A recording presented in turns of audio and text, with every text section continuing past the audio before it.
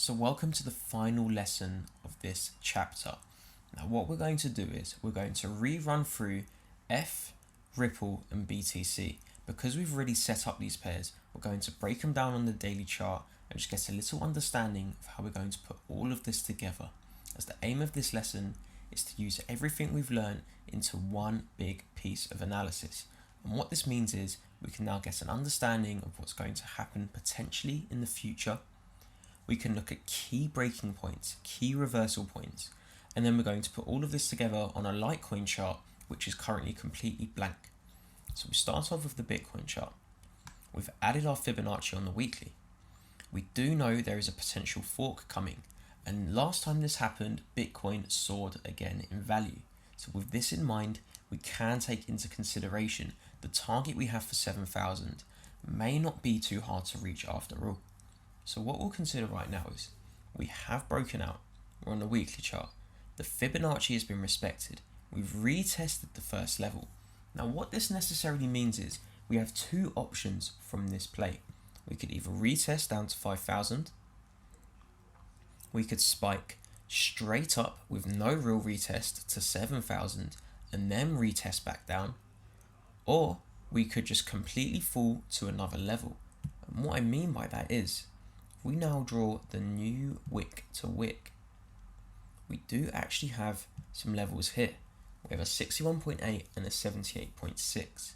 So instead of drawing lines, which we already have, I will actually, in fact no, we can do it this way. We will draw lines. And what we'll do is we'll then convert these into zones and remove the Fibonacci. So we could have another short-term spike here, or we could actually break through 7,000 and hit 7,600. So what we'll do is we'll go down to the daily. We now have our two new zones, and if you look, they correlate perfectly with support and resistance zones. So what I can now do is, I can already see we had a breakout here, we broke up, we soared upwards. So what we can actually expect potentially is another similar play from this high here. So what I'll do is I'll get rid of this. I will now make a zone from this level and remove the lines. We'll make this blue. No, we'll make this green, a bit easier to see. Really fade that out. Then we just fine tune this slightly. We can put that to around there. Get rid of this. We can now do the same below.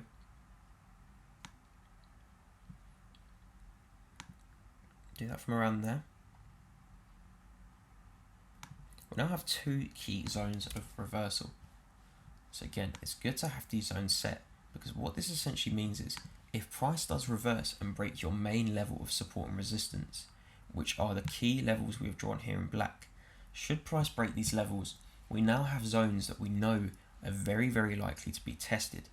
So what I have noticed, again, just right now, is this.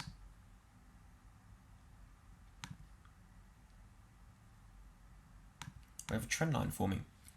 So now it's starting to take shape. So what I can potentially see right now is Bitcoin reversing.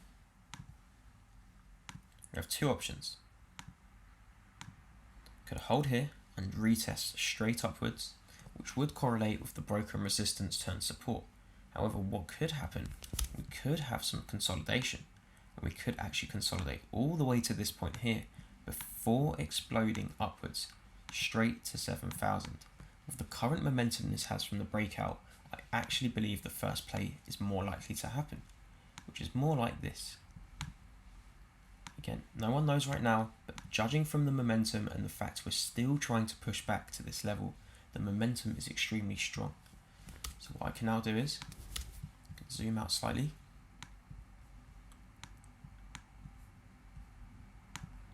I can get the Fibonacci tool. I can draw it to where our correlated zones are.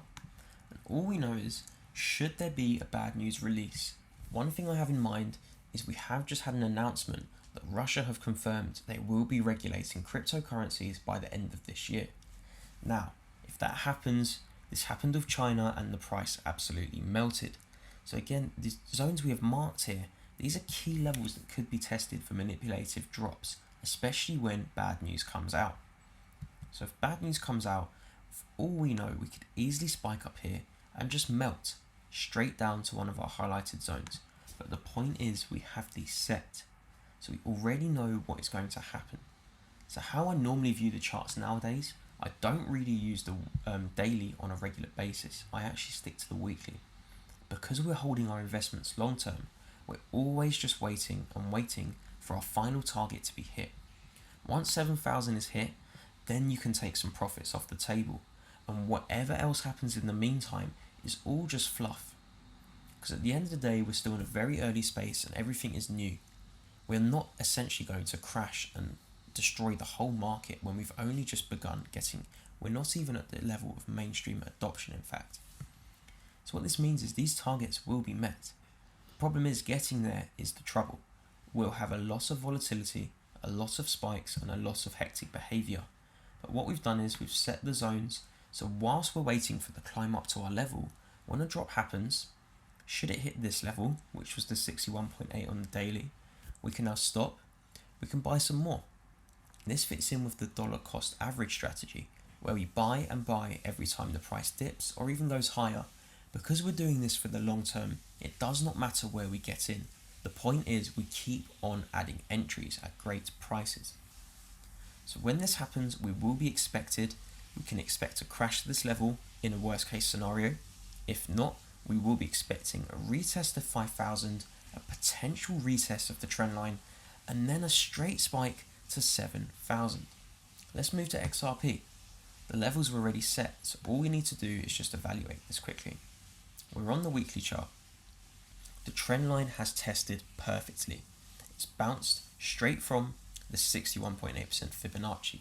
This confluences perfectly with the trend line, the 16.6 cent support. We've smashed through the counter trend. We've now retested the counter trend, and we could actually say we essentially have a new level of resistance. The fact that price fell straight from this zone. So we can go to the daily. We now know that now that we've retested this counter trend, we've retested a new level of support. We now know where our long-term targets are. We have 55 cents and 70 cents. We now do not need to worry what happens during this process. All we know is these levels are expected. The price has fulfilled our analysis. It's worked to an absolute T, so we do know it will continue down this path. So when we go to the daily chart, zoom in a bit more, and what you can see is it's a very, very large rise to get to 55 cents. So when you look on the daily, we've smashed through, we've retested the counter trend, again, the confluence with the support level. We have just formed a new resistance level, which does correlate perfectly with prior price action. So all we'll do is go back to the weekly. If you want to correlate and check if there's any further Fibonacci's, you can. However, the likelihood of this being met is not too strong right now, as we have just broken key levels. If this does happen, we do not want to leave our chart looking like this. This is messy. So what we'll do is we'll get the zone tool, the rectangle tool. We'll draw a zone. We'll delete the Fibonacci and clean up this chart a little bit. So what I'll do is I'll get rid of this. I'll actually get rid of this as well, as we now have a new level of resistance. Chart's looking slightly cleaner. I'll now go back to the weekly. So now I know, should the conference that's coming up in 3 days provide some bad news, we have the 61.8 and we have another zone that we have just drawn in a worst case scenario. Now we sit back and we wait for our analysis to be met. When we move to F, again, we have the Fibonacci set. The 61.8 correlates perfectly with the $200 zone. We're respecting the trend line. We're on the weekly chart, remember. We have retested 400 twice. Now Ethereum will be having another hard fork soon. We will take into consideration the fact price soared completely last time this happened. We now have 2 new levels we are expecting to be reached. We have 472 within this zone, and we have 579. And what we can expect with a breakout from the previous high, because this level was so heavily respected, a breakout will absolutely soar the price to these new highs. Now these levels are set, we're ready, we're anticipating. We have every single support and resistance line in the crucial areas established. We have a counter trend again, which is just broken and we covered in the last video. It's broken. We are now at the final stage of the uptrend. So what this means is we've broken the counter trend, we've retested the trend line. Our resistance levels are being broken by the day. The only thing that's remaining is some good news, and a surge will absolutely send us forward. And because we know this news is coming out, we can anticipate these new highs. So what we'll do now is we'll move to a blank Litecoin chart. We're going to do this analysis from scratch. So first of all, we'll start off from the monthly, as Litecoin actually has plenty of data to analyze at least one level from the monthly chart. Now what I see already is a huge manipulative spike, and this zone can be marked instantly as it has been respected twice. We now have this level here. We could do this, but it doesn't respect as well as this. We can always fine tune this on the weekly and daily. We now have another level of manipulation. A huge spike at $65. These zones are now marked. For me, these are the key standout levels. We do have this zone as well actually. It may not be too crucial, but when this zone is broken, and you'll see this clearer on the weekly and daily, this is what will trigger the move to $100 plus. So let's go down to the weekly. So once we're on the weekly, you can see this level was perfectly respected. 1, 2, 3, 4, 5, 6, 7 times. Now remember the fact that levels do not have to be perfectly hit to be considered as a retest. So we have had the full spikes several times. So when we move back to the current price action, we can see these levels are really working. But one thing I will do, I will actually increase this slightly, just here. And what we can start doing now is we can start drawing the lines in between and the zones. So we actually have a weekly zone here, which is crucial.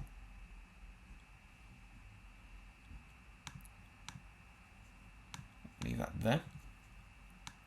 We do have another zone which we're currently at, although I do not consider this a zone yet.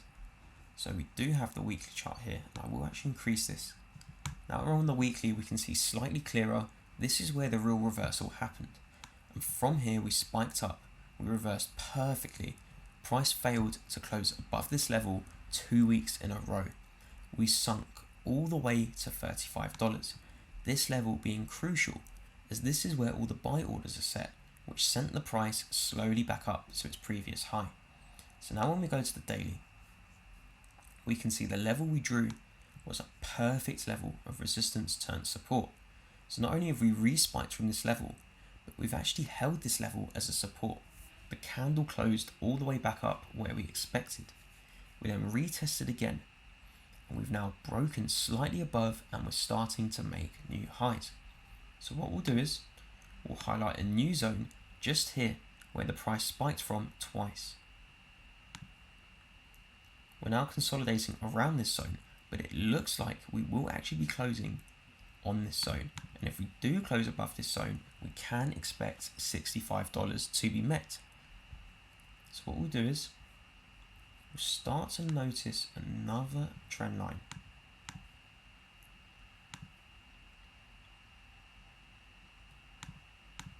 The trend line here, 1, 2, 3, 4, 5, 6 retests. So I'll actually extend this further, as you cannot get a more valid trend line than this.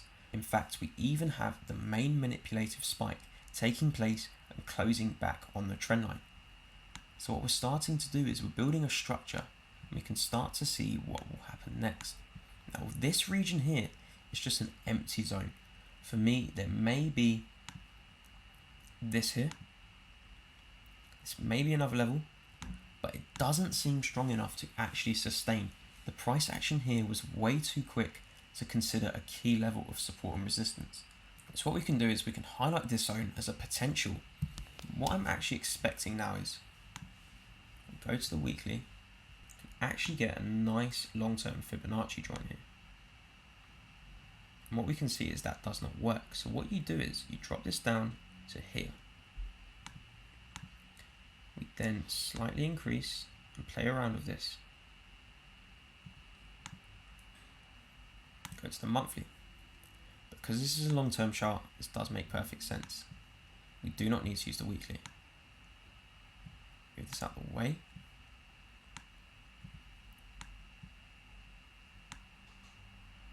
So what you're starting to see is the 61.8 was perfectly in line with prior levels. We've spiked this level twice. So now when I go to the daily, you can see the 61.8 was a previous level of support. Price has now spiked through one final time. This level has been proven valid with prior price action. And with the Fibonacci tool, we should always look at how it respected with the previous price action, whether that's several days, several weeks, or several months. This helps you confirm this is a valid level.